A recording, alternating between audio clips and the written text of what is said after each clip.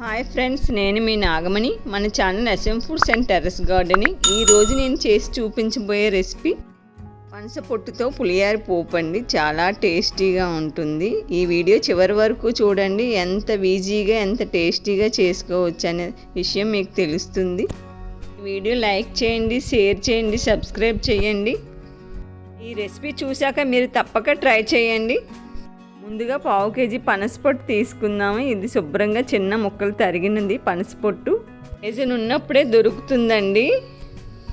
పనసపొట్టుతో ఏ recipe వండినా సీజన్లోనే వండుకోవాలండి, ముట్టప్పుడు దొరకదు కదా.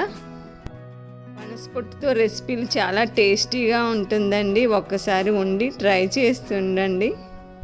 పనసపొట్టు పిక్క కట్టలేని పొట్టు అయితే బాగుంటుందండి. లేతవి పనసకాయలు కట్ చేయించుకోవాలి. స్టార్ట్ చేసేద్దాం.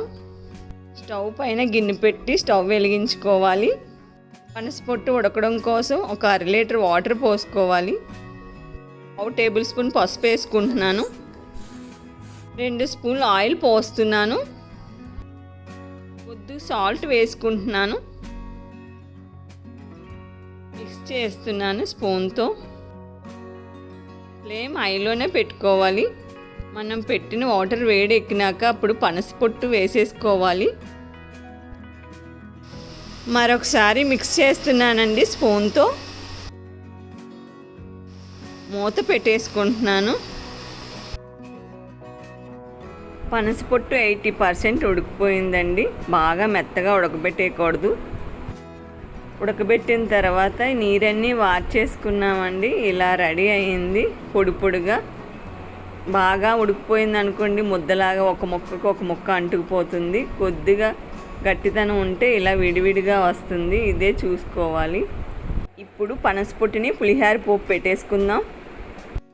ముందుగా స్టవ్ మీద ప్యాన్ పెట్టుకొని వేడెక్కినాక ఆయిల్ పోసి, ఆయిల్ వేడెక్కినాక 1 కప్పు శనగ పలుకులు వేసుకుందాం.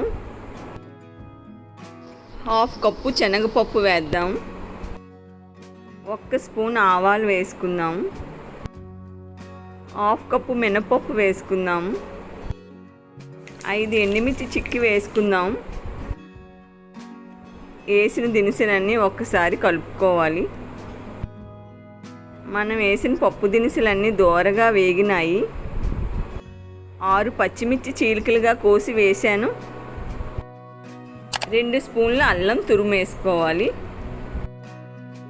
1/2 టేబుల్ స్పూన్ ఇంగు వేస్తున్నాను. ఇంగువ కొద్దిగా ఆయిల్లో ఫ్రై అవ్వనివ్వాలి. ఇప్పుడు 1 కప్పు చింతపండు జ్యూస్ వేసుకుంటున్నాను.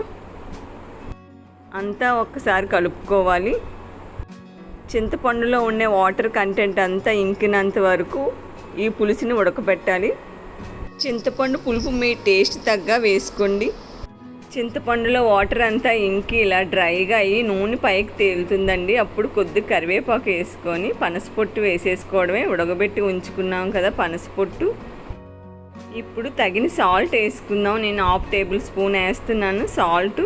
ఈ సాల్ట్ చింతపండు పులుపు వేసేటప్పుడైనా వేసుకోవచ్చండి. పనసపొట్టు ఉడికేటప్పుడు కొద్దిగా వేసుకోవాలి.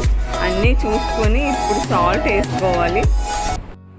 ఇప్పుడు పులిహార మసాలా అంతా పనసపొట్టుకి ఎక్కేలాగా బాగా ఫ్రై చేసుకోవాలి. అంతా కలిసేటట్టు నీట్గా. పులిహారలో ఆయిల్ ఎలా పడుతుందో పనసపొట్టు పులిహారలో అలాగే పడుతుందండి. కొద్దిగా ఆయిల్ ఎక్స్ట్రా పోసుకోవాలి. చాలేనట్టయితే ఇప్పుడు పోసుకోండి. ఈ పనసపొట్టు పులిహార పులుసు చాలా ఫేమస్ అండి. ఈ వీడియో చూసిన వారు తప్పక ట్రై చేయాలి ఈ రెసిపీని.